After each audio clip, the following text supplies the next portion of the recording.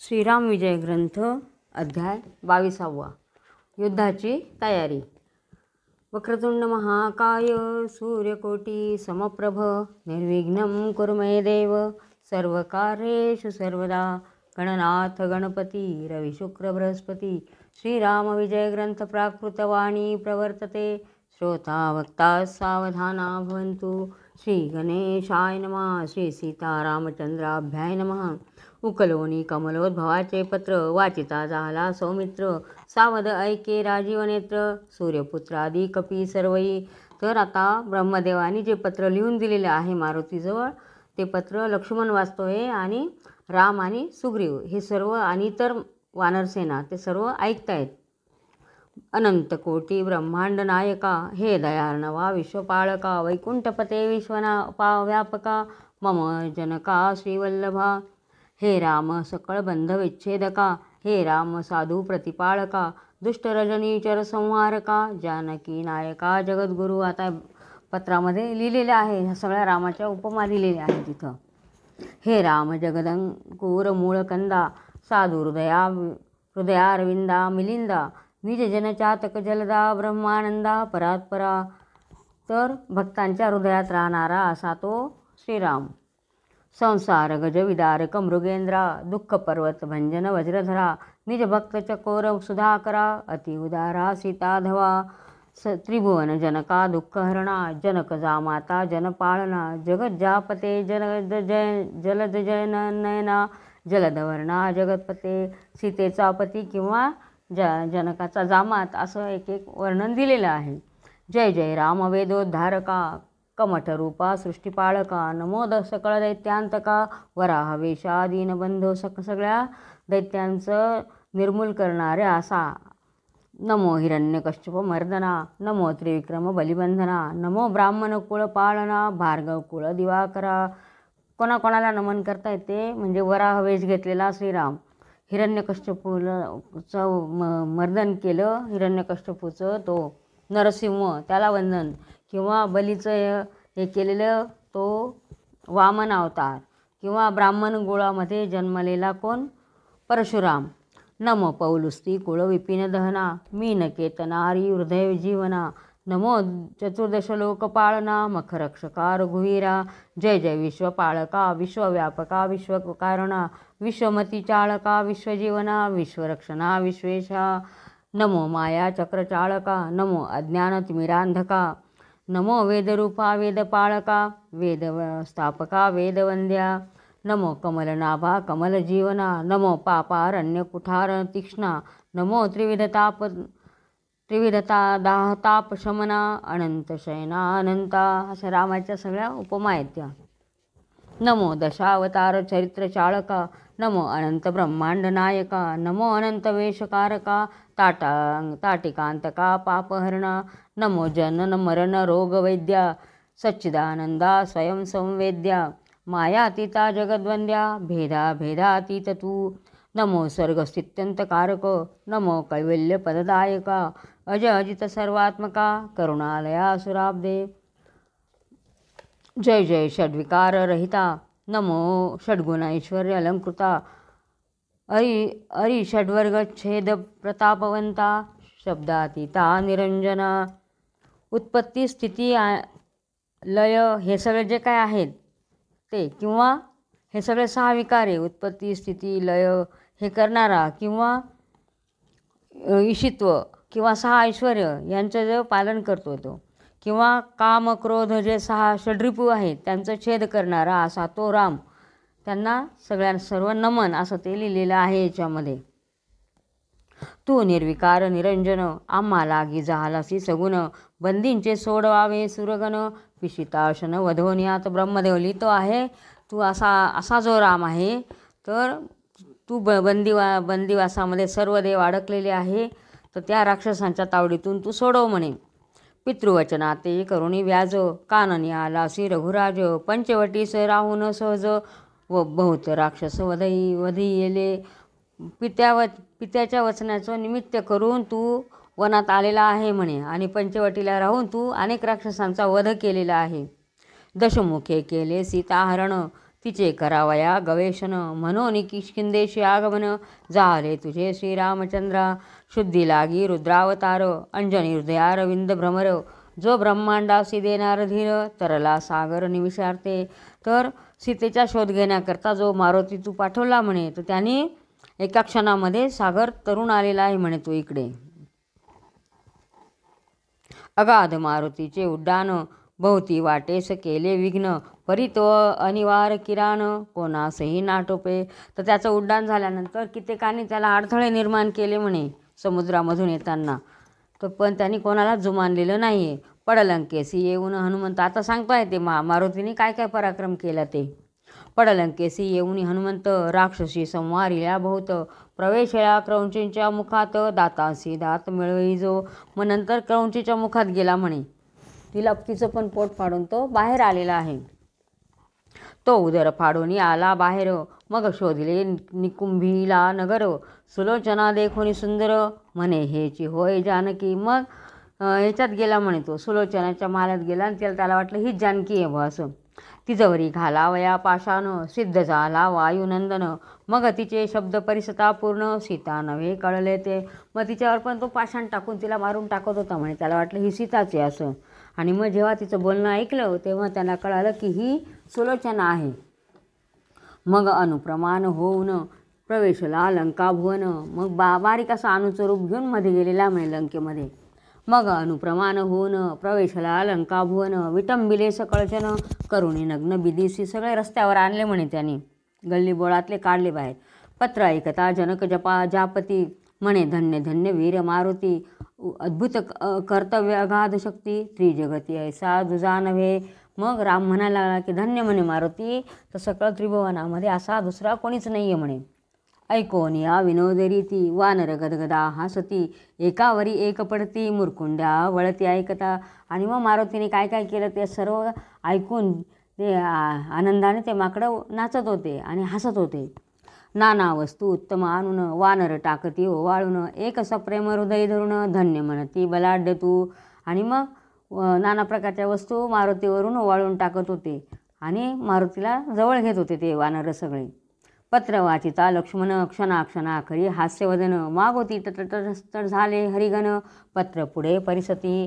आणि लक्ष्मणाला पण पत्र वाचून हसू येत होतं. शोधले विभीषणाचे घर कीर्तनी ऐकूनी झाला निर्भर. मग कुंभकर्णाचे मंदिर देखून या कंटाळला. मग विभीषणाकडे गेला, तिथं रामाचं भजन ऐकलं. मग कुंभकर्णाच्या तिथं जाऊन किती त्याला पाहून त्याला गलिच्छ घाण असं वाटलं. ते पण लिहिलेलं आहे इथं. रावण श्री आयुषी सहस्र तितुक्या शोधुनी वायुकुमार. राक्षस सभा विटंबिली समग्र ते अगाध चरित्र नवर नवे. राक्षसांच्या रावणाच्या किती स्त्रिया आहेत ते पण पाहिलं म्हणे त्यांनी. आणि त्या सभेमध्ये राक्षसांची कशी विटंबना केली ते पण लिहिलेलं. रावण शेजे मंडोदरी म्हणे हीच होय सीता सुंदरी. तव ते झाली घाबरी दुष्ट स्वप्न देखोनिया. मग मंडोदरीला पाहून त्याला वाटलं का हीच सीता.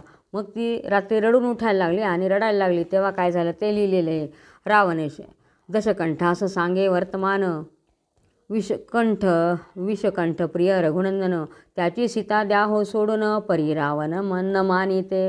आणि मग तिला कसं स्वप्न पडलं, तिने कसं रावणाला सांगितलं की सीतेला सोडून द्या, पण रावण ऐकत नव्हता. हे सगळं पत्रात लिहिलेलं आहे. सीता पहावया पाठविली दूती तिच्या मागे गेला मारुती. तो अशोक वृक्षास्थळी सीता सती देखोनी कपी नमितसे. मग तिच्या मागे गेला मारुती आणि त्यांनी कशी सीता शोधून काढली ते सर्व लिहिलेलं आहे. पुढे मुद्रिका ठेवून वृक्षावरी बैसला एक क्षण. अपार राक्षसी झोडून पाडिल्या तेथे पराक्रमे. मुद्रिका देखोनी सीता सती शोकसमुद्री करी वस्ती. मग पुढे येऊनी मारुती प्रत्यक्ष भेटला ते धवा. मग सीता कशी शोक करत होती, मारुती कसा उभा राहिला तिथे येऊन ते लिहिलेलं आहे. सांगितले सकळ वर्तमान मग क्षुधेचे मिश करून विध्वंसिले अशोकवन जे विस्तीर्ण 20-30 योजने. मग तिथला अशोकवन कसं विध्वंस केलं ते लिहिलेलं आहे. रावणे पाठविला दळभार त्याचा तत्क्षणी केला संवार. मारुणी रावणाचे पुत्र शक्रजित विटंबिला. मग म्या हनुमंतासी प्रार्थून ब्रह्मपाशे नेला बांधून. रावणासी शब्दशस्त्रे करून सभेत निर्विच्छले हनुमंते. मग म्हणे मी म्हणजे ब्रह्मदेवानी पाशाने कसं बांधून नेलं म्हणे मारुतीला ते पण सांगितलेले. हे सर्व ब्रह्मदेव लिहित आहेत म्हणून ते म्हणतायत असं. मी हे केलं बा असं. आणि मग मारुतीने रावणाची त्या सभेमध्ये कशी निर्भत्सना केली, कसं बोललेलं आहे मारुती ते पण लिहिलेलं आहे. मग म्या हनुमंतासी प्रार्थून ब्रह्मपाशे नेला बांधून रावणासी शब्दशस्त्रे करून सभेत निर्मिच्छले हनुमंते मारुतीस मारावया सत्वर पुच्छासी लावेला वैश्वानर स्नेहे सहित वस्त्रे अपार गुंडाळली साक्षेपे. मग त्याला सहित असं वस्त्र गुंडाळलेलं आहे म्हणे, याच्या शेपटीला गुंडाळलं होतं म्हणे. पुच्छ पेटता सत्वर गे उडून गेला वायुपुत्र तृतीय भाग लंकानगर जाळले क्षण न लागता परिनवल वर्तले बहुत लंका सुवर्णमय झाली समस्त धन्य तो लोक प्राणेश सुत थोर सामर्थ्य दाविले. तर म्हणे त्या हनुमंताने असं सामर्थ्य दाखवलं म्हणे की अग्नी तर लागला पण ती लंका जी होती ती आणखी सुवर्णमय झाली म्हणे. मग सागरी पुच्छ विजवून पुन्हा घेतले जानकीचे दर्शन जैसे बाळ खेळता श्रमून जननी पासी येत पै. जसं एखादं बाळ खेळून दमल्यावर आईपाशी येतं त्याप्रमाणे यांनी लंका जाळली आणि परत जानकीचं दर्शन घ्यायला आलेला आहे म्हणे मारुती. ऐसे पत्र वाचिताची सौमित्र ऐकता घनश्याम गात्र रामे धावनी वायुपुत्र हृदय धरिला सप्रेमे. आणि मग लक्ष्मणाने ते पत्र वाचलेलं आहे आणि ते ऐकल्याबरोबर रामाने जाऊन मारुतीला आणखी हृदयाशी कवटाळलेलं आहे. धन्य धन्य ते अंजनी ऐसे रत्न प्रसवली सद्गुणी मारुतीचे दुःख मुख कुरवाळुनी निजासनी राम बैसे. मग मारुतीच्या चेहऱ्यावरून हात फिरवलेला आहे रामाने. किष्किंधेहुनी रत्ने आणुनी ओवाळी ती मारुतीवरुणी म्हणे धन्य मारुतात्मजा अवतरुणी ब्रह्मांड भरिले की कीर्तीने. धन्य तो मारुती म्हणे सगळीकडे तुझी कीर्ती होईल म्हणे. धन्य धन्य तोची दिवस स्वामी स्वमुखे गौरवी विशेष तुच्छ त्यापुढे सुधारस स्वर्ग भोग सर्वही. म्हणे तो दिवस धन्य म्हणे की स्वामी शिष्याची स्तुती करतायत म्हणे तर त्याच्यापुढे अमृतसुद्धा फिकं आहे म्हणे किंवा स्वर्गातले भोगसुद्धा कमीच आहेत म्हणे. असो यावरी चापपाणी हृदय धरी दिव्यमणी श्रीरामासी वाटिले देक्षणी की जनकजा आणि हनुमंते. आणि मग त्या रामाला हेच वाटायला लागलं की जसं काही सीतेलाच आणलेलं आहे म्हणे त्यांनी. म्हणे धन्य मारुती स्नेहाळा मज भेटविली जनक बाळा तुझा प्रताप उजळला निराळ मंडळी अवघाची एवढा सागर उल्लंघून जानकी आलासी घेऊन तुवा उपकार ऋणे करून मज बांधिले हनुमंता. म्हणे जानकीला तू शोधलं हेच तुझे माझ्यावर खूप उपकार केले म्हणे, उपकार झालेत म्हणे, त्या ऋणात मी बांधला गेलेलो आहे म्हणे असं राम त्याला सांगतायत. हनुमंत विचारी म्हणी म्या खून आणिला सीतेचा मणी या लागे कोदंड पाणी आनंदला अत्यंत. मी तर फक्त तिचा मणीच आणला म्हणे तर रामाला इतका आनंद झालेला आहे म्हणे असं मारुती मनात विचार करतोय.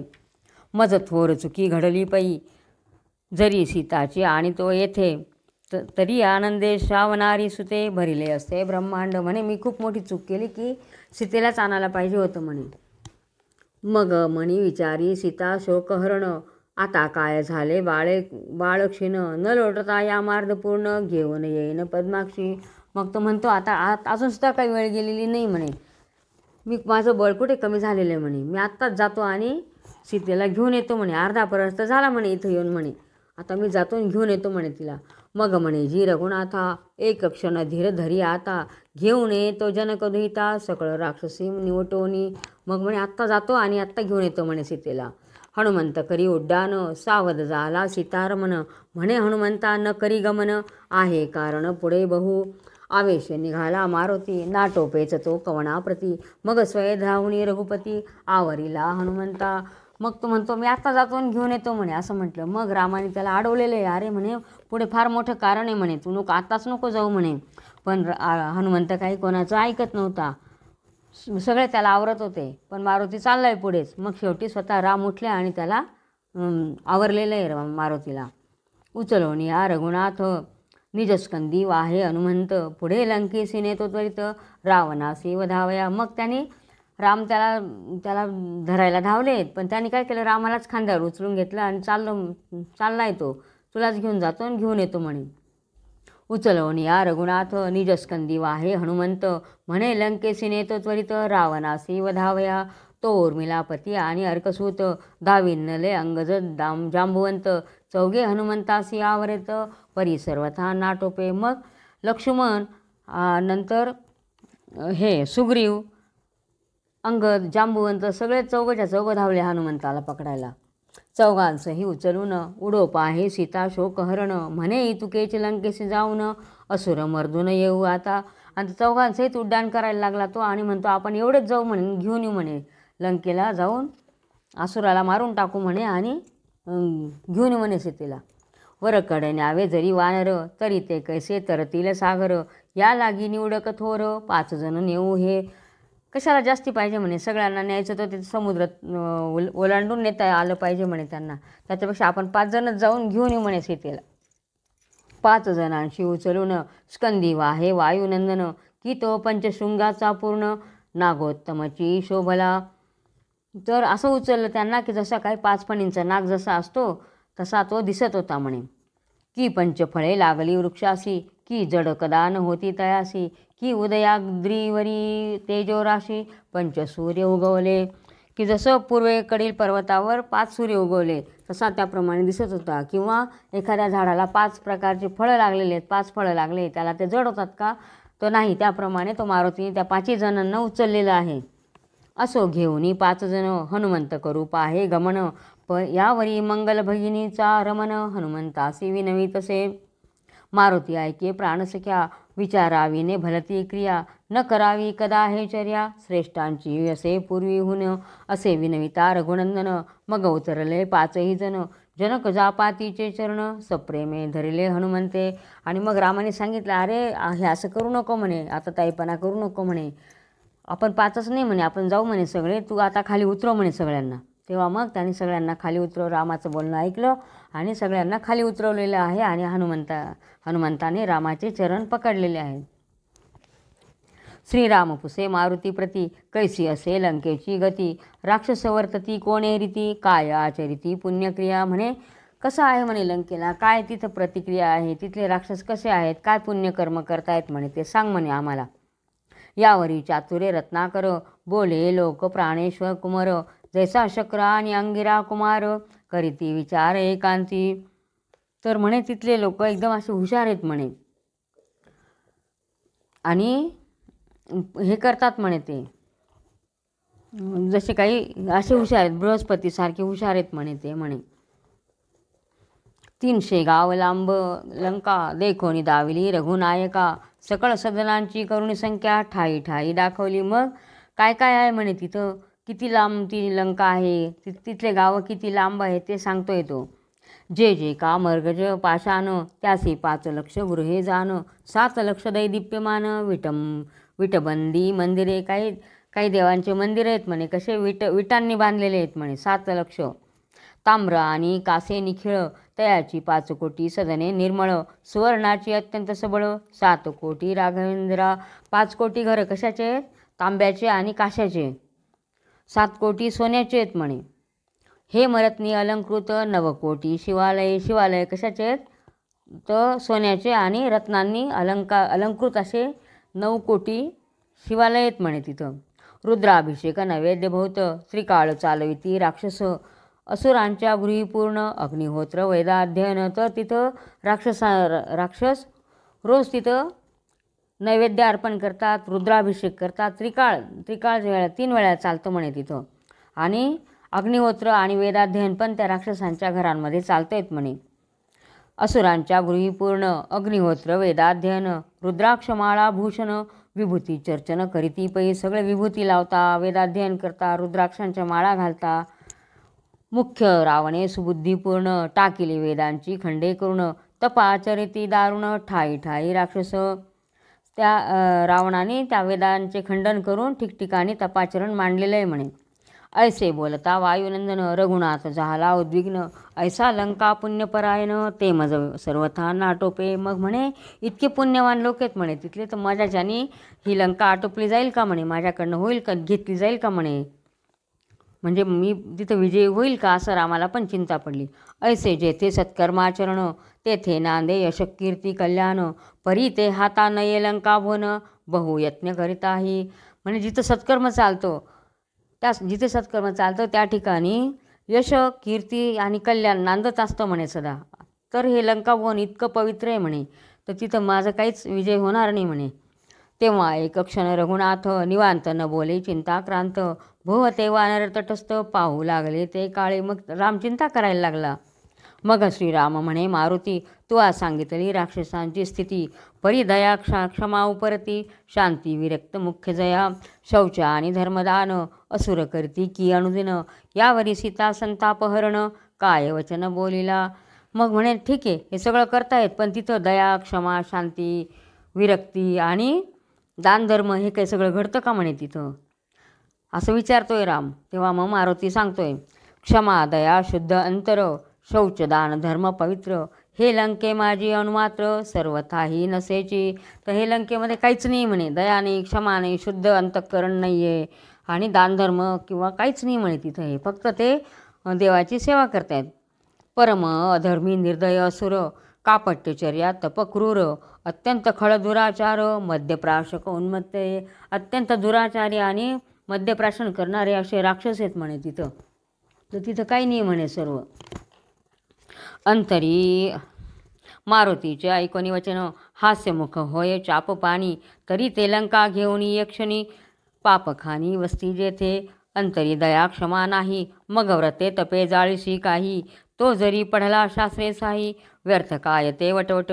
मग रामाला आनंद झालेला आहे. अरे म्हणे ह्या आहेत का ते, ज्या ठिकाणी तपव्रत सर्व चालतं म्हणे, पण दया नाही शांती नाही क्षमा नाही दानधर्म नाही, तर त्याच्याशिवाय सगळं व्यर्थ आहे म्हणे.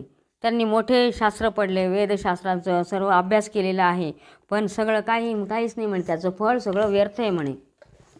नटामधील कामिन, की कोलाटियाचे शूरत्व पूर्ण, की भ्रष्टाचे तत्त्वज्ञान, की शांतीपूर्ण सर्पाचे, की विधवेचे नवयौवन, की ग्रामथल्लरीचे जीवन, की अनामिकेचे रम्य सदन, की मुखमंडन वेश्येचे. जसं एखाद्या नाटकामधला स्त्री पात्र करणारा पुरुष म्हणजे नाटकामधली स्त्री असते, ते पुरुष स्त्री पात्र करता, तर ती स्त्री आहे का, तर नाही म्हणे. तर ते ज्याप्रमाणे काय हे नाही.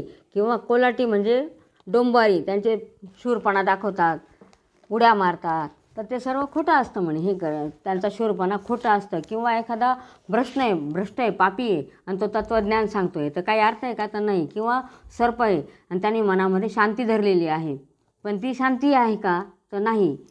तर ते सर्प बसलेला डूक धरून त्याप्रमाणे. किंवा एक हे गाव आहे म्हणे, गावामध्ये एक तळं साचलेलं आहे डबकं, त्या डबक्यातल्या पाण्याचा काय उपयोग आहे का, तर काहीच नाही म्हणे त्याप्रमाणे. किंवा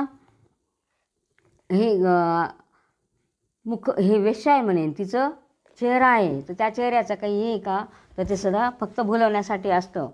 किंवा गर्भांध आहे, त्याचं विशाळ नयन आहे, जन्मांध, त्याचे मोठे मोठे डोळे. किंवा बहिरा आहे, त्याचे छान असे काने, त्यांचा काही उपयोग आहे का, नाही. किंवा शेळीचे स्तन हे कंठीचे म्हणजे शेळीच्या गळ्याला जे स्तन आहे त्याच्यातून दूध निघतं का, तर नाही, तिचा काही उपयोग नाही. त्याप्रमाणे हे सर्व आहे म्हणे कोणाचं राक्षसांचं वेदाध्ययन, आणि ते दानधर्म न करत असल्यामुळे ते सर्व व्यर्थ आहे. की सावचोरांचे गोड बोल, की मैदानची शांती सखोल, वाटपाडे निर्मळ निरंजनी बैसले. किंवा खोटे खोटे बोलणारे लबाड असतात, ते काय करतात, फक्त ते वाटमारी करण्याकरता गोड गोड बोलतात म्हणे, डूक धरून बसलेले असतात ते. की दाट लागले कंटकवन, की दांभिकाचे व्यर्थ भजन, तैसे भूतदये वाचून ज्ञान ध्यानी सर्वची. जसं दाट असं काट्याचं वन आहे, त्या काट्याच्या वनाचा काही उपयोग आहे का. किंवा दांभिक आहे, तो पुष्कळ भजन वाचन करतोय, पण त्याच्या मनामध्ये भूतदया नाही, प्राणीमात्रांविषयी दया नाही, तर ते सर्व व्यर्थ आहे. किती का ज्ञानी असे ना म्हणे तो. त्याचा एकांत व्यर्थ देख, जैसे बिळी बैसले मूषक, शांती त्याची जैसा बक, मत्स्यहरणार्थ बैसला. तर त्यांचा एकांत कसा आहे, जसा बिळामध्ये उंदीर बसलेला असतो त्याप्रमाणे ते एकांतात बसतात म्हणे. तर त्यांची शांती कशी आहे, ते नुसता शांत बसतात. बगळा कसा मासा पकडायला शांत एका पायावर तप करतो, त्याप्रमाणे. सगळं खोटं आहे, व्यर्थ आहे म्हणे. भस्म अंगी चर्चित साचार, जैसा उकिरडा लोळे खरं, की अरण्यात वस्ती निरंतर, वृक व्याघ्र जैसे की. भस्म अंगाला लावलेले आहे, पण कसा आहे, जसा उकिरड्यावर गाढव लोळतो, राग फासून येतो, त्याप्रमाणे ते म्हणे. किंवा अरण्यामध्ये वृक व्याघ्र म्हणजे वाघ सिंह प्राणी जसे बसलेले असतात गुप्त, त्याप्रमाणे. तेने तीर्थी केला वास, तरी काय थोडे आहेत वायस, की तीर्थजळी मंडूक विशेष वटवटीत विशेष. तर अशा लोकांनी तीर्थयात्रा जरी केलेली म्हणे तर तीर्थयात्रेला कावळ्यांचा काय हे तोटा आहे का म्हणे. किती कावळे आहेत म्हणे तीर्थयात्रेला, पण ते उद्धरतात का, तर नाही, कारण ते फक्त कावळे आहेत म्हणे. किंवा तीर्थांच्या तिथं बेडूक पण भरपूर असतात, त्यांची टवटव चालू असते. त्याप्रमाणे तेने पाहिल्या 64 कळा परी तितुक्या जाणाव्या विकळा. दया क्षमेचा नसता जिव्हाळा कळा त्या विकळा जाणी. जे त्यांच्या दयाने शांती नाही तर त्यांच्या कळा काय त्या विकळात म्हणे. तेने केले वेदाध्ययन जैसा खरावरी वहिला चंदन. की षड्रस पाकी दर्वी पूर्ण व्यर्थी जैसाई फिरवून या. तर त्यांनी पुष्कळ तीर्थयात्रा केला किंवा वेदाध्ययन केलं तर जसं काही त्यांनी खूप चंदन लावलं म्हणे, पण ते जसं काय फक्त षड्रस अन्न केलेलं आहे, त्याच्यामध्ये पळी जशी नुसती पूर्ण फिरून येते, ती नुसती फिरून येते, ती सेवन करते का, तिला काय उपयोग आहे का त्या अन्नाचा, तर नाही. त्याप्रमाणे यांचा काहीच उपयोग नाही म्हणे. त्याचे वरीवरी कीर्तन की गोरियाचे गायन की मद्यपियाचे भाषण शब्दज्ञान तैसे त्यांचं कीर्तन कसं आहे म्हणे. जसं तो गोरिया म्हणजे ते नुसते भजन म्हणता. भजन म्हणजे ते हरिण पकडायला जसे ते पारधी जातात ते वाद्य वाजवतात त्याप्रमाणे त्यांचं सर्व खोटं असतं. किंवा मद्यपियाचं जे भाषण ते बडबड करतात, त्यांच्यात ज्ञान असतं का, तर नाही. त्याप्रमाणे असतं म्हणे हे सगळं. जैसे वृंदावन फळ वरी दिसे निर्मळ की धोत्रा फळ रसाळ फणसा समदिसे पै. अवघा वेळ चुना मथिता परी नवनीत न लगे हाता. सिकता हरळ शिजविता मवाळ नव्हे कल्पांती. धोत्र्याचं फळ आहे काटेरी, पण त्याच्यामध्ये फळांसारखे फणसासारखे गरे निघतील का, तर नाही. किंवा चुना आपण किती पण मंथन करा, चुन्यामध्ये किती घुसळा, त्याच्यातून लोणी निघेल का, तर नाही. त्याप्रमाणे म्हणे. किंवा हरळी ती शिजत घाला म्हणे, ती किती शिजणारच नाही ती हरळी. तुंबिनीचे अत्यंत कटू फळ शर्करेत ठेविला सर्व काळ. परी ते अंतरी गोड होईल हे कल्पांती ही घडेना. कडू भोपळा आहे म्हणे, तर तो साखरेमध्ये घालून ठेवलेला तो कडू भोपळा, तर तो गोड होईल का, किती वेळ ठेवा, होणारच नाही तो. चुना माखोनी वायस बळेची झाला राजहंस. परी जाय विष्ठा शोधावयास व्यर्थ वेश कायसा. कावळा आहे म्हणे, त्यांनी चुना अंगाला लावून घेतलेला आहे पांढरं दिसण्यासाठी, पण तो राजवंश होईल का म्हणे, तो राजवंश कधीच होणार नाही म्हणे. शेवटी तो कावळ्याच्याच जातीवर जाणार. या लागी ऐक हनुमंता दया क्षमा हृदय नसता. जपतपद ध्यान तत्वता व्यर्थ गेले निर्धारे. तर मनामध्ये दया क्षमा शांती सर्व पाहिजे, तरच हे जपतप करण्याला ध्यानाला अर्थ असतो म्हणे. तरी ते लंकावासी असुर करीन अवघ्यांचा संहार. ऐकता आनंदले वानर देते बुभुत्कार एकदाची.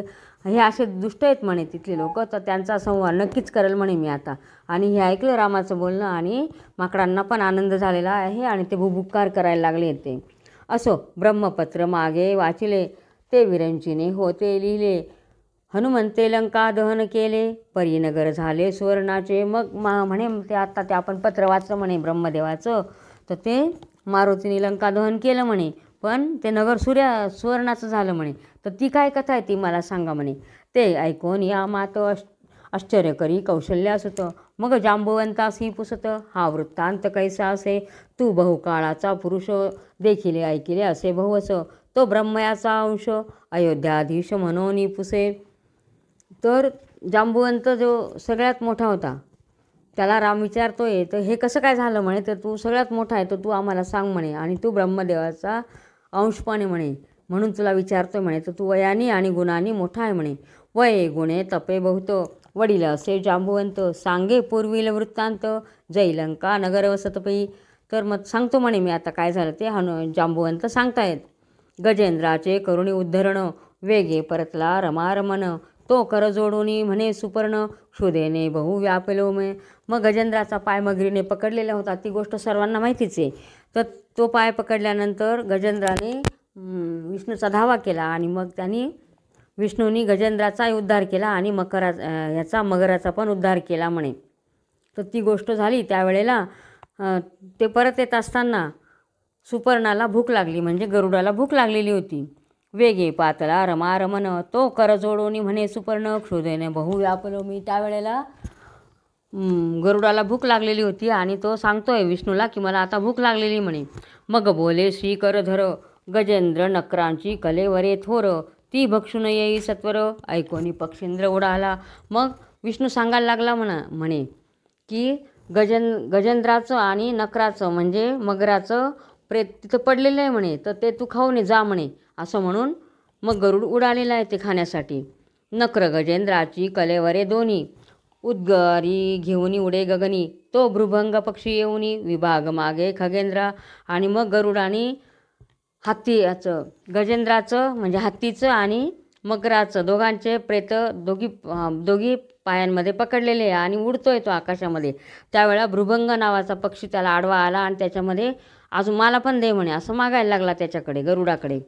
गरुडे न लागता क्षण भ्रुभंगाचा घेतला प्राण जंबूवृक्षाची शाखा पाहून वैनतेय बैसला. तो 60 सहस्र वाल खिल्ले तीही त्या शाखेशी टांगून घेतले अरुणानुजय बळल तुळले तो शाखा विशाळ मोडली. आणि मग त्याने त्या भ्रुभंग नावाचा पक्षी होता त्याला मारून टाकलेला आहे त्या गरुडाने. आणि नंतर ती एक फांदी होती मोठ्या वृक्षाची, त्या फांदीवर तो गरुड जाऊन बसलेला आहे आणि त्या फांदीला 60,000 ब्राह्मण होते तिथं बसलेले तपश्चर्येला. आणि ते ब्राह्मण तर आणि वरून आणखीन ह्या गरुडाचं वजन आणि ते हत्ती आणि नखर त्याच्या पायांमध्ये ते होते, मकर आणि हत्ती ते पण होते. आणि त्यांच्या भाराने ती वाकली आणि मोडली ती फांदी. शतयोजने शाखा थोर पडता मृत्यू पावतील विप्र शाखा हाती मुखी गजनक्र कश्यपसूत उडाला. तर त्यांनी पाहिलं ती फांदी त्याच्या तोंडात होती आणि त्यांनी जर त्याला वाटलं ही फांदी जर आपण खाली टाकली तर एवढे ब्राह्मण मरून जातील. आणि दोघी पायांमध्ये एका पायात हत्ती आणि एका पायात मगर होती. आणि असा तो कश्यपाचा मुलगा गरुड उडाला मग तिथून. मग बोले विष्णू वहन म्हणे मी कोणास जाऊ शरण शाखा सोडिता ब्राह्मण 60 सहस्र मरतील. तो म्हणत होता आता कोणाला शरण जाऊ म्हणे. त्याने बघितलं कश्यप अनुष्ठानाला बसलेले होते. कश्यप बैसला अनुष्ठानी त्यावर पक्षी छाया धरिली गगनी तो वरुते पाहे विलोकोनी तव सूत संकटी पडेला. आणि तो वरून त्याच्या वडिलांवर छत्र धरत होता. त्या कश्यपांनी वरती बघितलं तर मुलगा संकटात दिसतोय असं त्यांनी बघितलं. तेव्हा कश्यप ऋषींनी प्रार्थना खाली उतरविले ब्राह्मण. मग कश्यप म्हणे पुत्रा लागून शाखा येथे न ठेवी. मग त्यांनी त्या ऋषींची प्रार्थना केली आणि सगळे जे ब्राह्मण होते त्यांना खाली उतरवलं आहे आणि गरुडाला सांगितलेलं आहे की ही फांदी आहे तर ही तू इथं ठेवू नको म्हणे. या शाखे कारणे पूर्ण मानव घेतील एकमेकांचा प्राण. मग विहंगोत्तमे शाखा उचलून लंका गिरीवरी पातला. आणि मग म्हणे ही जर फांदी इथं ठेवशील तर हिच्याने माणसं एकमेकांचा प्राण घेतील म्हणे, कारण ती शाखा होती सुवर्णाची. तेवढा पाय त्याचा रुतला तोच हा त्रिकुटाचल जाहला. गरुडे आहार तेथे घेतला टाकून गेला शाखा तेथे. मग ती फांदी उचलली आणि लंकेमध्ये चाललेला आहे तो. तर तिथं त्याचा पाय अडकला आणि तो त्रिकुटाचल जो पर्वत होता त्या पर्वतावर त्याने ती टाकून दिलेली फांदी आणि तिथेच त्याने त्याचं आहार करून घेतलेला आहे. त्यावरी मग लंका वसिन्नली ते सुवर्ण शाखा असे तळी. हनुमंते लंका जाळली मुसवतली शाखेची. आणि मग ती जी फांदी होती ती सुवर्ण शाखा होती त्याच्यावरच मग लंका नगरी वसली गेलेली आहे. आणि ते तळाला ती शाखा असल्यामुळे लंका सोन्याची झालेली आणि हनुमंतांनी ती जाळल्यामुळे अजून तिला तेज चढलेलं आहे. या लागी सुवर्णाची लंका जाहली जान अयोध्या नायका. तो अर्कज म्हणे मुहूर्तनिका ये समयी असे पै. असे म्हणे कोणता विजयादशमी नक्षत्र श्रवण. ते दिवशी निघाला रघुनंदन पूर्वी रघु हाची मुहूर्त पाहून दिग्विजयासी गेला होता. आणि मग मागे रघु राजा होता तो सुद्धा लढाईला विजयादशमीच्या दिवशीच निघालेला होता म्हणे. त्याने पण हाच मुहूर्त साधलेला होता आणि आता हा रामसुद्धा तोच मुहूर्त साधतोय. सर्व शुभ योग ते क्षणी जयतिथी माळा घेऊनी दशकंठ रिपूचे चरणी मिठी घाली ते धवा. आणि मग सगळं योग हे साधून मग रामाच्या सर्व पाया पडलेले आहेत. साय सुग्रीव किष्किंधेश्वर उठले 18 पद्मे वानर 72 कोटी रीसवीर. त्यांचा नृपवर जांबुवंत. तर कोण कोण सहाय्य झालेलं आहे? सुग्रीव, किष्किंधेश्वर म्हणजे सुग्रीव हा किष्किंधेचा राजा तो, आणि 18 पद्मे वानर निघालेले आहेत, 72 कोटी अस्वल निघालेले आहेत सगळे वीर, आणि जांबुवंत सगळे निघाले. 56 कोटी गोलांगुल म्हणजे गोलांगुल म्हणजे ज्यांचे तोंड असे लाल लाल आहेत, ते शेपूट आणि तोंड लाल असलेले गोलांगुल ते माकडं. बुभुक्कार देती एकची वेळ, दनानले उर्वी मंडळ, दाके निराळ कांपतसे. आणि मग असे सगळे उठलेले आहेत 56 कोटी लाल तोंडाचे माकडं, आणि सगळे निघालेने सगळं उर्वी मंडळ म्हणजे पृथ्वी आणि नभमंडळ सगळं दणाणलेलं आहे. काद्रवे कुळभूषण तेव्हा सरसावित खालती ग्रीवा, यज्ञवराह दंतबरवा दृढ धरिला उचलवणी. तर शेषनागाने सुद्धा पृथ्वी अशी धरून ठेवलेली म्हणे, आणि वराह भगवानांनी पण पृथ्वी धरून ठेवलेली आहे. एवढा मोठा त्याचा दंदनाट झालेला आहे. कुर्मी पृष्टी सरसावित दिग्गज झाले भयभीत, कमळ जयननी कापत बुभुकार कान ऐकता. तर काळवेंद्रभूषण म्हणजे शेषनागाने धरती धरलेली आहे, आणि नंतर पृथ्वीसुद्धा यांनी कासवानी सांभाळलेली आहे म्हणे पाठीवर. असे सगळं वर्णन केलेलं आहे. रथारूढ जैसा सहस्र करो, की सौपर्णी श्रीकर धर, हनुमंत स्कंदी रघुवीर तैसा शोभला ते काळी. रथारूढ सहस्रकर म्हणजे जैसा सूर्य रथावर बसलेला आहे, किंवा विष्णू सौपर्णावर म्हणजे विष्णू गरुडाच्या पाठीवर बसलेला आहे, तसा हनुमंताच्या खांद्यावर राम बसलेला होता म्हणे. नंदीवरी बैसे कर्पूर गौर, की ऐरावतारूढ सहस्रनेत्र, अंगदस्कंदावरी सौमित्र त्याच परी शोभला. नंदीच्या पाठीवर शंकर बसलेले आहे, किंवा ऐरावतावर इंद्र बसलेला आहे, त्याप्रमाणे अंगदाच्या खांद्यावर कोण बसलेला आहे? तर लक्ष्मण बसलेला आहे. किरणचक्री विराजे तमारी, की कुळाचळा माझी कणकाद्री, की निजगणा माझी स्मरारी तैसा वानरी रामवेष्टीला. तर अशा प्रकारे शंकर भगवान, सूर्य ज्याप्रमाणे दिसतात त्याप्रमाणे राम दिसतोय. की मंथावया क्षीरसागर, मिळून निघाले सुरासुर, तैसेच गर्जत वानर दक्षिण पंथे चालले. तसे गर्जना करत जसं क्षीरसागर करायला चाललेले होते देव आणि राक्षस, त्याप्रमाणे सगळे वानरगण दक्षिण दिशेला चाललेले आहेत.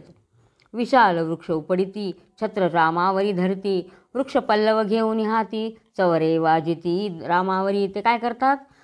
मोठे झाडं उपटायचे आणि रामावर छत्र धरायचं, सावली धरायची, किंवा झाडांचेच चामरं करून रामाला वारा घालत होते. दशयोजने रुंद सेना जाता, मार्गी वानर म्हणती रघुनाथा, आजी रावण घालू पालथा, जनक दुहिता भेटू तुम्हा. सांगायला लागले रामाला, आता रावणाला आपण मारूच म्हणे. एक बोले वानर वीर, मी जाऊन मारीन दशवक्त्र, एक वदे न लागता क्षण मात्र, मोठ बांधून आणन. एक म्हणे स्वामी रघुनंदना, ऐसे वाटते माझी मना, रावणाच्या नासिका करणार छेदून येईन झडकरी. कोणी म्हणतं मी मारुतीला असा उचलून आणेल, कोणी म्हणे मी असा मारेल, कोणी म्हणे त्याचे नाक कान कापून आणेल, कोणी म्हणे मी पकडून आणेल. असे रामाला एक एक वानर येऊन सांगतायत. एक म्हणे एकलाची जाईन, लंका पालती घालीन, ऐकोनी सुखावे रघुनंदन, म्हणे हे सुरगण अवतरले. मग रामाला बरं वाटत होतं ते ऐकून, त्याला वाटायचं हे सर्व एक प्रकारचे देवच आलेले आहेत म्हणे. दक्षिण पंथे भार जात, मार्गी कपी उचलिती पर्वत, कंदुका ऐसे झेलित धावता ती आवेशे. चालले ते दक्षिणेकडे आणि मध्येच ते डोंगर उचलायचे आणि एखादा चेंडू खेळावा, त्याप्रमाणे ते चेंडू हे पर्वत असे उचलून खेळत होते, इतके बलाढ्य ते माकडं होते. समुद्र तीरास आले भार, बुभुक्कार देती वानर, तेने भयभीत नदीश्वर, जाहला परम ते काळी. आणि सगळे माकडं समुद्राच्या किनाऱ्यावर आलेले आहेत, आणि नदीश्वर म्हणजेच नदीचा पती कोण? समुद्र, तो सुद्धा भयभीत झालेला आहे.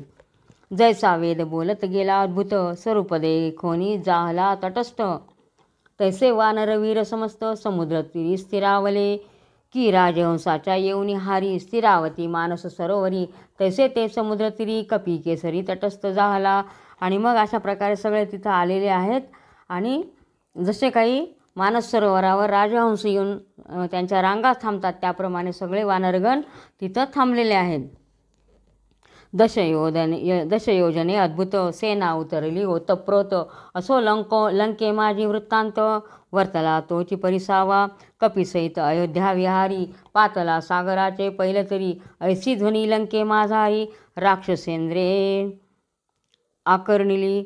आणि मग त्या राक्षसांचा राजा म्हणजे रावण त्यांनी ऐकलेलं आहे की हा सगळा ध्वनी कुठे लंकेपर्यंत गेलेला आहे आणि त्यांनी सर्व ऐकलेले आहे. ही गजबज कोण आलेलं आहे बा तर माकडं सगळे येऊन उभे आहेत तिथं. शक्रजिताजी सकळ कुमार प्रहस्तादी प्रधान थोर त्यासहित विंशत ते नेत्र बैसे विचार करावया. आणि मग इंद्रजित नंतर रावणाचा प्रधान प्रहस्त आणि रावण हे सगळे सभा घेतले आणि विचार करायला बसलेले आहेत की आता काय करावं बा. परमसचिंत दीपचोदन म्हणे शत्रू दंद शुक कृशान हे सर्वता न म्हणावे लहान न लागता क्षण विघ्न. तर म्हणे ते रावण म्हणायला लागलेला आहे साप अग्नी यांना कधीच लहान म्हणू नये म्हणे. हे केव्हा घात करतील काही सांगता येत नाही म्हणे. हे असे विघ्न आहेत म्हणे. तरी परिवारे येऊन परतिरी उतरला रघुनंदन ना कळे असा मंत्र कोण विचारुनी सांगा आता. तर तो हे त्याचा असा कसा पराभव करा असा काहीतरी मंत्र आहे का म्हणे सांगा म्हणे. आता तो सहपरिवार आलेला आहे म्हणे तो राम. एकला येऊनी वानर जाळूनी गेला लंकानगर शुद्धी सांगोनी रामचंद्र घेऊन आला वेगेसी. एकटाच मारुती आला लंका जाळून गेला म्हणे. आता तर सीता पण शोधून गेलेला आहे म्हणे आणि राम पण आलेला आहे म्हणे आता इथं. ऐसा बोलता द्विपंचवदन सकळ कुमर आणि प्रधान झाले परम क्रोधायमान शस्त्रे तुळवणी बोलती ते नरवानर आणि वृक्ष सहज झाले आमुचे भक्ष कृपाळू आमावरी विरूपाक्ष तेनेच धाडोनी दिलेले. तर म्हणे तुम्ही ते बाकीचे राक्षस सांगायला लागलेले आहेत शस्त्र सरसावतायत आणि रावणाला सांगतायत म्हणे ते सैन्य कोण आहे म्हणे नर आहेत आणि वानर आहेत म्हणे ते तर आमचं भक्ष आहे म्हणे. तर आम्हाला असं वाटतं म्हणे की भगवान शंकरांनीच कृपा केली आणि आम्हाला भक्ष आणून दिलेलं आहे म्हणे. तुम्ही चिंता न करावी साचार तुमचे शत्रूचा करू संवार आम्ही येऊ न लगता क्षण मात्र म्हणून शस्त्रे झाडती.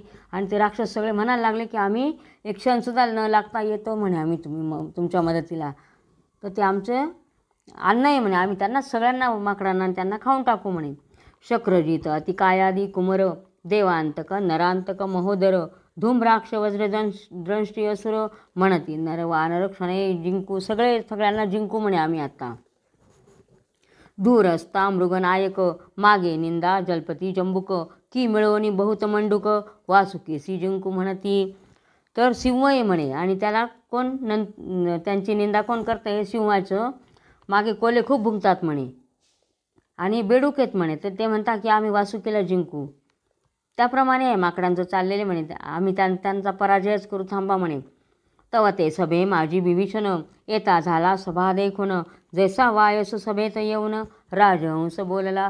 जसं कावळ्यांची सभा भरलेली आहे आणि तिथं राजहंस आला आणि तो मध्येच बोलतोय म्हणे त्याप्रमाणे विभीषण आलेला आहे तिथं आणि तो बोलायला लागलेला आहे त्यांच्यामध्ये राक्षसांच्या मध्ये. जो विवेक रत्नांचा किरीट की सद्गुणा गंगेचा लोट की भाववैरागरीचा सुभट दिव्य हिरा प्रकाशला.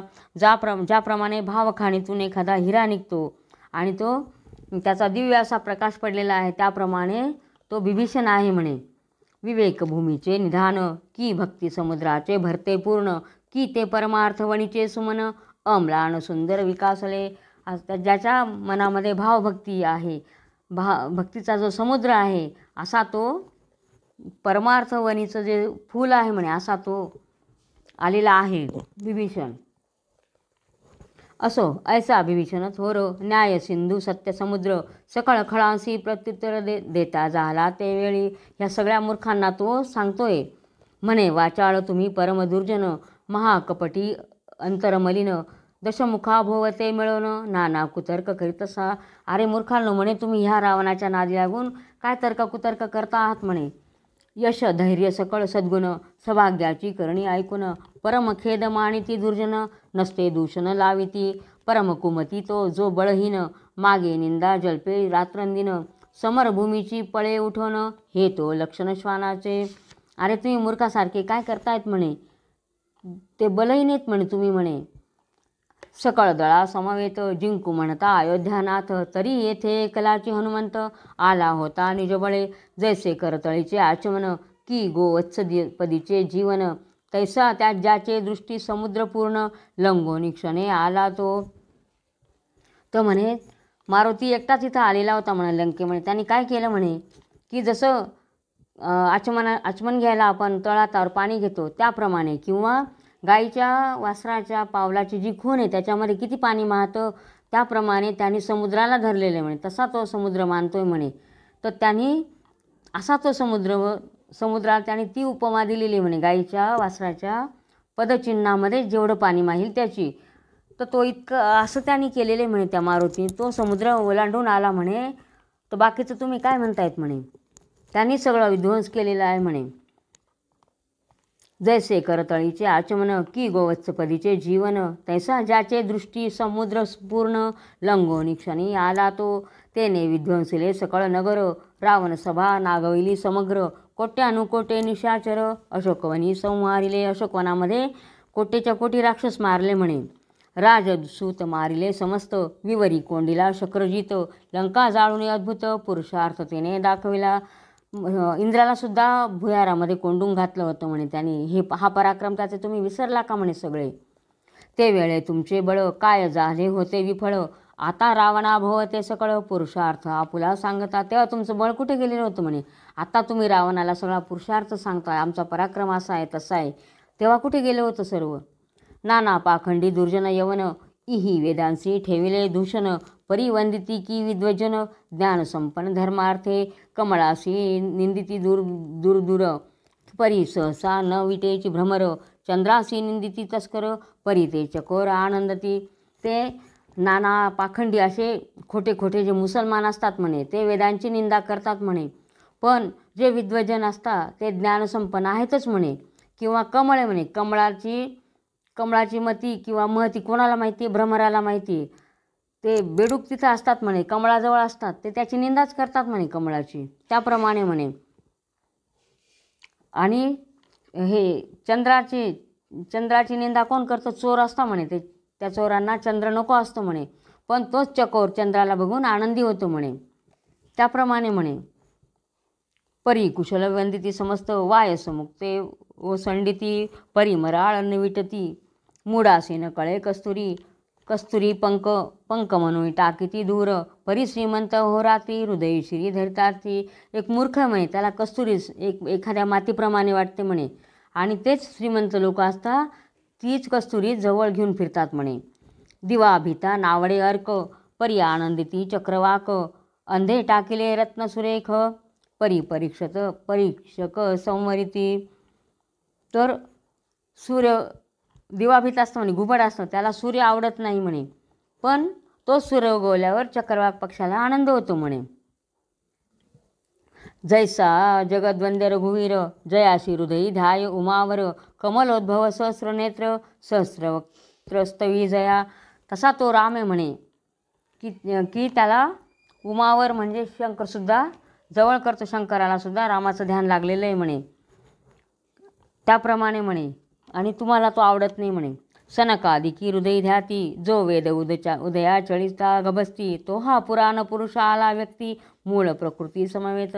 असा हा कमलोद्भव ब्रह्मदेवसुद्धा त्याची स्तुती करतो म्हणे, आणि सनकादिकसुद्धा त्याची स्तुती करतात. असा हा राम आलेला आहे म्हणे, हा पुराण पुरुष आलेला आहे म्हणे.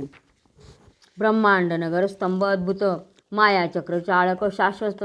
दशरथाचा पुण्यपर्वत, श्रीराम रूपे प्रगटला. तर असा हा राम दशरथाचं काहीतरी पुण्य म्हणे त्याच्या पोटी आलेला आहे म्हणे हा. तैसा वेदवंद रघुवीर, त्यासी तुम्ही निंदिता पामर. रामवनासी झोंबला कामविखार, भुलला साचार म्हणून. तर म्हणे असा हा राम आलेला आहे दशरथाचं पुण्य म्हणून, आणि तो त्या रावण म्हणे त्याला कामविखार झालेला आहे म्हणे त्याच्या भोवती, म्हणून त्याला तो रामसुद्धा शत्रू वाटतोय म्हणे. कार्तवीर्याचे बंदी जाऊन, पडला होता द्विपंचवदन. परमपुरुषार्थी सहस्रार्जुन, भृगुनंदने वधिला यासी. तर कार्तवीर्य अर्जुनाने हे केलेलं होतं म्हणे. सहस्रार्जुनाने कार्तवीर्याच्या गायी नेलेल्या होत्या म्हणे आणि परशुरामाने त्याचा वध केलेला आहे म्हणे. त्याप्रमाणे जो क्षत्रिय अंतक प्रळय रुद्र त्यास जिंके हा रामचंद्र मतिहीन झाला विशितशन नेत्र ओळनोळखे स्वरूप त्याचे. त्याप्रमाणे हा क्षत्रियांचा अंत करणारा परशुराम त्याप्रमाणे हा राम आलेला आहे म्हणे या राक्षसांचा वध करण्याला म्हणे. तर तुम्ही त्याला आता अजूनही ओळखा म्हणे. वनचरण होती द्रुपम पाणी अवघे अवतरले सुधा पाणी अजून तरी हे मनी जानोनी जानकी द्यावी रामचंद्रा. तर तुम्ही अजून सुद्धा सावध व्हा आणि जानकी त्याला देऊन टाका म्हणे. चंद कोदंड अद्भुत रावणासी नुचले जड बहुत ते दुखंड करी रघुनाथ सकळ रायान लेखता. ते शंकराचं जे शिवधनुष्य होतं म्हणे ते रामाने उचललं म्हणे. ह्या रावणाला उचलता आलं नाही म्हणे आणि ते रामाने उचललं म्हणे सगळ्या राजांसमोर. तरीसुद्धा तुम्हाला त्याच्याबद्दल काही वाटत नाही का म्हणे. या लागी सागर पैल तिरी रामचंद्रा जो आहे दुरी तो मंगळजननीची कुमारी राघवेंद्रा समर्पावी. जोपर्यंत राम समुद्राच्या पलीकडे आहे तोपर्यंतच ती पृथ्वीची मुलगी म्हणजे सीता देऊन टाका म्हणे रामाला असं विभीषण सांगतोय. उर्मिला जीवनाची चापरेखा नुल्लंघवेची तुझ दशमुखा या लागी त्रिभुवन नायका जानकी नेऊन भेटवी. उर्मिलेचा जीवन म्हणजे लक्ष्मणाने जी धनुष्याने रेषा मारलेली होती ती सुद्धा तुझ्याच्याने ओलांडली जात नव्हती म्हणे. तर आता तू त्याच्याशी युद्ध काय करशील म्हणे. तर आताच देऊन टाक म्हणे सीतेला.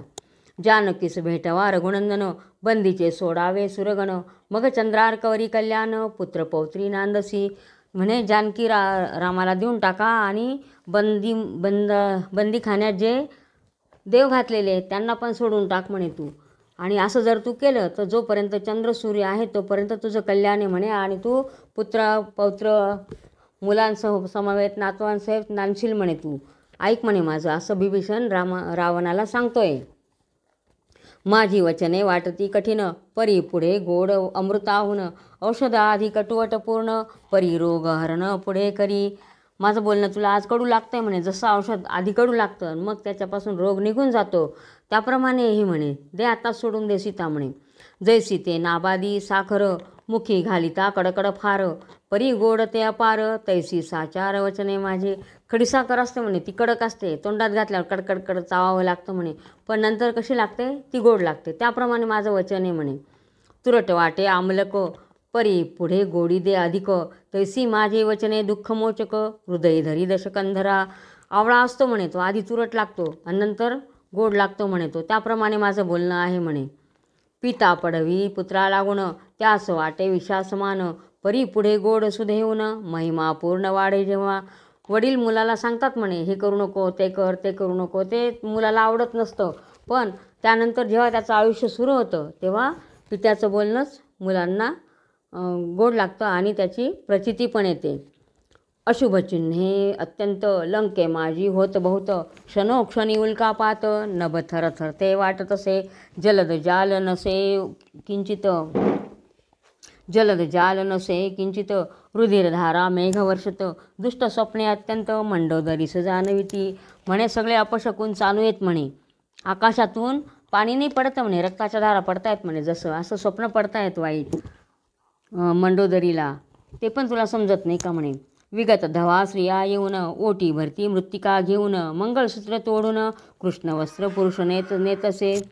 तर म्हणे विधवा स्त्रिया तिची ओटी भरतायत कशाने मातीने भरतायत म्हणे आणि तिचं मंगळसूत्र एक काळं वस्त्र नेसलेला पुरुष तोडून नेतोय म्हणे असं तिला स्वप्न पडतंय म्हणे. तरीसुद्धा तू सावध होत नाही का म्हणे.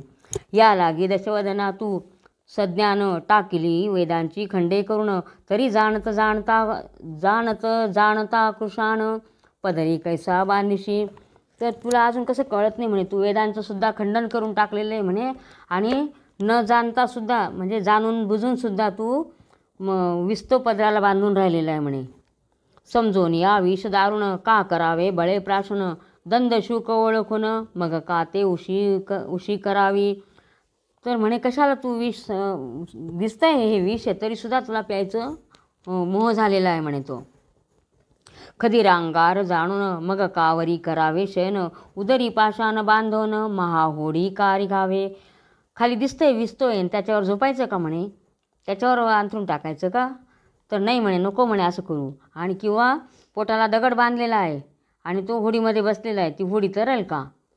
ऐसे बोलता बिभीषण तटस्थ झाले सभाजन, क्रोधे व्याप्त रावण मौन धरुणी उगाची. बिभीषण त्याला सांगतोय एक एक, आणि रावण एकदम क्रोधाने संतापतोय, गप्प बसलेला आहे एकदम. बिभीषणासी म्हणे प्रहस्त, उगेच बैसा हो निश्चित, सभेत बोलला अनुचित, मृत्यू पावाल निर्धारे. तुम्ही राजबंधू म्हणविता जाण, परिषत मूर्खाहुनी बुद्धिहीन, तुम्हास नाही चातुर्य ज्ञान, तरी उठून गृहा जावे. तो सांगतोय, तू म्हणे राजाचा बंधू म्हणतो, माझा भाऊ म्हणतो म्हणे, आणि मूर्खासारखा तूच मला ज्ञान शिकवतो, असं तो रावण त्याला बिभीषणाला सांगायला लागलेला आहे आता. तर तुझं ज्ञान चातुर्य आहे ना म्हणे, ते तुझ्याजवळच राहू दे म्हणे, आणि तुझी बुद्धिहीन झालेली आहे म्हणे, म्हणून तुम्हाला एवढं ज्ञान पाजळतोय म्हणे. तुला जर इथं नसेल राहायचं म्हणे, तर तू इथून सभेतून निघून जा म्हणे, असं सांगतोय तो रावण त्याला सांगतोय. सक्रोध बोले इंद्रजित, तू अनुचित बोलला सभेत, तुझा आताची वधतो यथार्थ, तरी पितृव्य म्हणून शंकलो. म्हणे इंद्रजित त्याला सांगतोय, तू माझा काका आहे म्हणून तुला सोडतोय म्हणे, नाही तर मग तुला आत्ताच मारून टाकला असतं म्हणे. शक्रजित म्हणे दशमुखा, हा तुमचा बंधू सखा, परी हा तुमचा पक्षपाती देखा, शत्रूचा पक्षपाती देखा, अनर्थकारक दिसतसे. तो इंद्रजित सांगतोय रावणाला, हा तुझा भाऊ खरा आहे म्हणे, पण तो शत्रूच्या बाजूला आहे म्हणे, असाच अनर्थ दिसतोय म्हणे, हे वाईट आहे म्हणे. बिभीषण म्हणे, तू चांडाळ महाकपटी कृतघ्न खळ, तुमचे संगतीने भूपाळ, मतिमंद झाला, अंकुशे आकर्षिले वारण, भुजंगा आकळीजे मंत्रे करुण, राजमती आकळली प्रधान, परमसज्ञान चतुरजे, माजला अत्यंत कृशान, तो विजविजे जळे करुण, की क्रोधोर्मी अतिदारुण, सद्विवेके आकर्षिजे, नृपे करिता अनुचित करणी, तत्काळ आवरिजे प्रधानी, परी तुम्ही अवघे पापखानी, निर्दया आणि कृतघ्न. तेव्हा बिभीषण म्हणतोय म्हणे, तुम्ही सगळे मतिमंद बुद्धू आहात म्हणे. हत्तीला कशाने आकळलं जातं, तर अंकुश असतो म्हणे हत्तीसाठी. भुजंगाला मंत्राने सापाला वश करून घेता येतं, किंवा तशी राजमती जी असते, राजाची बुद्धी असते, तर ते कोणी आकळली पाहिजे म्हणे, तर प्रधानाने म्हणे, पण तुम्ही सगळेच मूर्ख आहात म्हणे. जसं अग्नी पेटला तर त्याच्यावर पाणी ओतून ती विझवतात, आणि क्रोधाग्नी जर हे केला तर सद्विवेकानेच आकलन केलं पाहिजे म्हणे त्याचं, पण तुम्ही मूर्ख आहात म्हणे.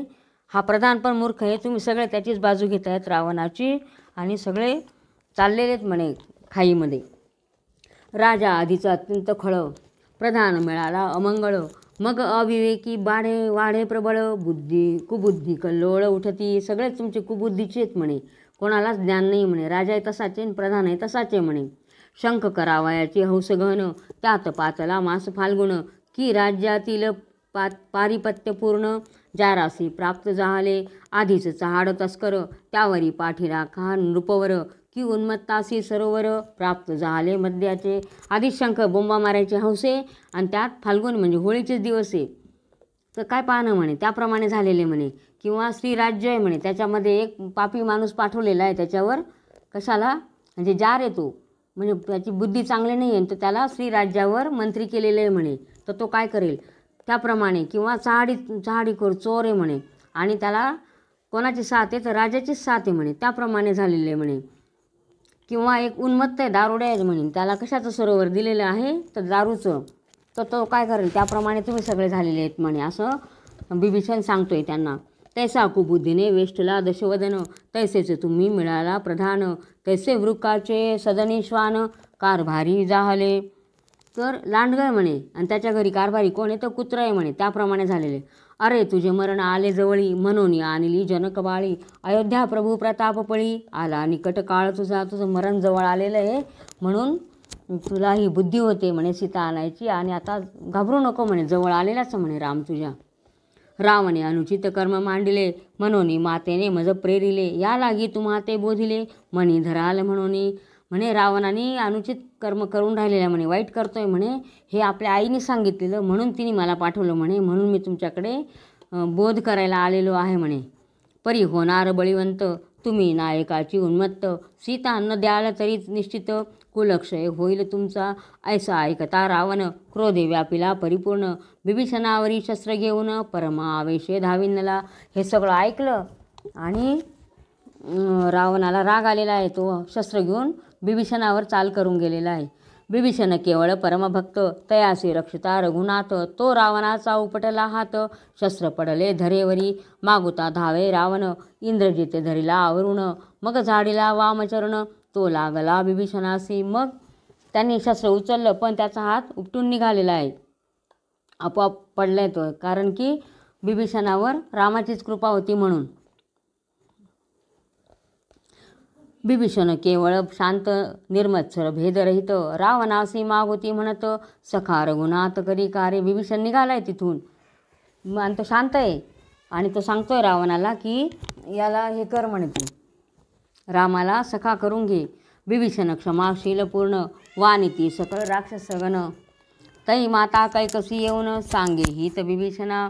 आणि मग तो हे होता, शांत होता बिभीषण. मग त्याला त्याची आई येऊन सांगते बिभीषणाला, म्हणे पुत्रासी तू उठाता शरण जाई रघुनाथा. जो वज्रपंजर शरणांगता भव्यवथा वारील जो. जो संसार दुःखातून तारण करतो असा तो राम आहे म्हणे, त्याला तू शरण जा म्हणे. अशी याची आई बिभीषणाची आई कैकसी आलेली आहे. ती सांगते त्याला तू रामाला शरण जा म्हणे. माझे उदरा आलासी साचार तरी करी माझा उद्धार. तन मन धनेसी सत्वर शरण जाई रघुवीरा. माझ्या पोटे आलेला आहे तू आणि तू जा म्हणे आता त्याला रामाला शरण जा म्हणे आणि माझा पण उद्धार कर म्हणे. सांडोनी सकळ माया चिंता शरण जावे जानकी नाथा. रावणे क्षय केला तत्वता तू जाई परताय थोनी. रावणाने सगळं वाईट केलेलं आहे म्हणे, पण तू आता इथून सर्व सोडून तू त्याला शरण जा म्हणे. असं कैकसीने बिभीषणाला पाठवून दिलेलं आहे. जे बळेची विषभक्ती भक्षिती शहाणे न बैसती त्यांचे पंक्ती. तरी तू सखा करी रघुपती नाश कल्पांती नव्हे तू ते. जे विष पितायत विष खातायत त्यांच्याजवळ शहाण्याने सुद्धा बसू नये म्हणे. तर तू इथून निघून जा म्हणे आता. ऐकोणी मातेचे वचन बिभीषण केले साष्टांगन मन. घेऊन चौघे प्रधान उभा ठाकला ते काळी. नमस्कार केलेला आहे आईला आणि बिभीषण निघालेला आहे. रावणासी म्हणे बिभीषण मी श्रीरामासी जातो शरण. तू ज्येष्ठ बंधू म्हणून पुसतो तुझस मागुती. ऐसे बोलोनी त्वरित बिभीषण उडाला अकस्मात. चौघा प्रधानांसमवेत सर्वान देखत ते काळी. आणि मग तो सांगतोय रावणाला तू माझा मोठा भाऊ आहे म्हणे, म्हणून तुला सांगून जातो की मी चाललोय म्हणे रामाला शरण. आणि असं म्हणून निघालेला आहे तो चौघा प्रधानांबरोबर. जैसे कलेवर सांडून एकदाच निघती 5 जण. की 5ही दिवाकर मिळून असता चळावरी चालले. जैसे कलेवर सोडून म्हणजे प्रेत सोडून पंचप्राण जसे ज्याप्रमाणे निघतात त्याप्रमाणे ते बिभीषण आणि त्याचे 5 प्रधान सगळे निघालेले आहेत. जसे 5 सूर्य निघालेत अस्ताला चाललेले आहेत अशाप्रमाणे निघालेले आहे. की कल्पांती महापंचभूते जाती स्वरूपास मिळावया ते. तैसे शरण जानकी जापती ते 5ही जाती त्वरेने. असे 5 जसे पंचमहाभूत जातात त्याप्रमाणे ते बिभीषण आणि त्याचे 5 प्रधान रामाला शरण चाललेले आहेत. श्रीराम विजय ग्रंथ सुंदर हाची केवळ रामेश्वर.